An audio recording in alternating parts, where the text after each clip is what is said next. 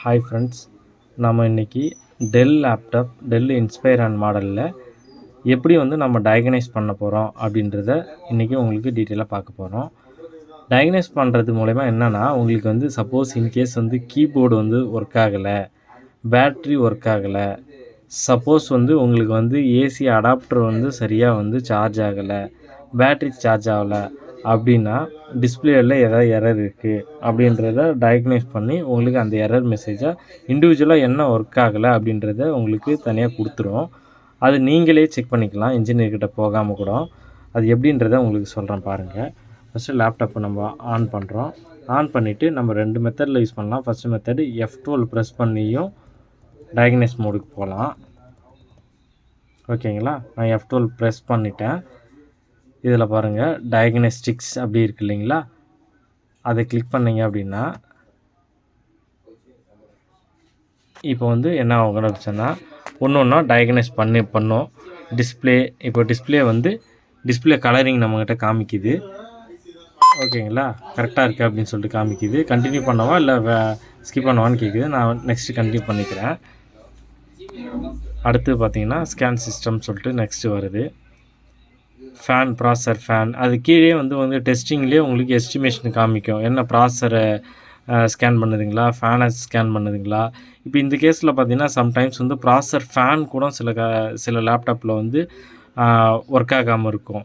அந்த கஸ்டமர் என்ன பண்ணுவாங்க அப்படி சொன்னால், எனக்கு ரொம்ப ஹீட் ஆகுது, கை வச்சாலும் ரொம்ப ஹீட்டாக ஃபீல் பண்ணுறேன் அப்படின்னும்போது அவங்க என்ன பண்ணலாம், இந்த மாதிரி டயக்னஸ்டிக் மோடு போட்டீங்க அப்படின்னா உங்களுடைய ஃபேன் ப்ராப்பராக ஒர்க் ஆகுதா, ப்ராப்பராக ஓடுதா, இல்லை ஒர்க் ஆகாமல் அப்படி செல்வாக நிற்குதா அப்படின்றத இது ப்ராசஸ் பண்ணி உங்களுக்கு டயக்னைஸ் பண்ணி சொல்லிவிடும்.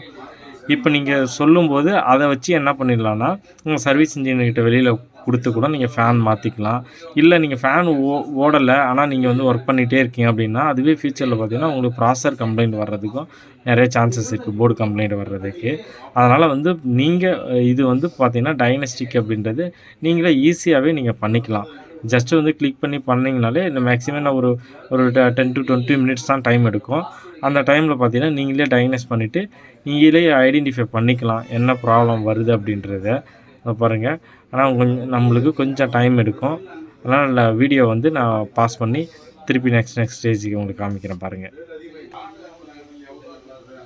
இப்போ பாருங்கள், டயக்னைஸ் பண்ணிவிட்டு ப்ரீ பூட் சிஸ்டம் ப்ரிஃபரன்ஸ் செக்குன்னு சொல்லிட்டு போட்டு prompt no problem have been found with the சிஸ்டம்னு காமிக்குது. ஆக்சுவலாக ப்ராப்ளம் எதுவும் இல்லை. நெக்ஸ்ட்டு டீப்பாக மெமரி டெஸ்ட்டு கொடுக்குவா அப்படின்னு சொல்லிட்டு கேட்குது. அப்ராக்சிமேட் டைமு உங்களுக்கு 3 hours 45 minutes ஆகும் அப்படின்னு சொல்லிட்டு போட்டிருக்கு. நம்மளுக்கு எஸ் கொடுத்தோம் அப்படி சொன்னால் திருப்பி மறுபடியும் டெஸ்ட்டு கண்டினியூ பண்ணோம். நம்மளுக்கு வேண்டாம் அப்படின்னு சொல்லிட்டு சொன்னால் நம்ம நோ கொடுத்துட்டு வெளியில் வந்துடலாம். ஓகேங்களா, ஆல் டெஸ்ட்டு பாஸ்ட்டு. இப்போ சப்போஸ் இப்போ நம்ம டெஸ்ட்டு கொடுத்துருக்கிறது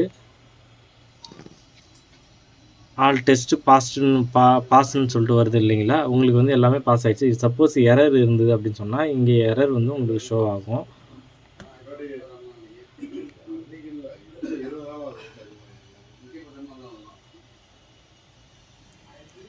கீழே பாருங்கள், ஸ்டார்ட் டெஸ்ட்டு வேணும் அப்படின்னு சொல்லிட்டு சொன்னால் நம்ம கொடுத்துக்கலாம்.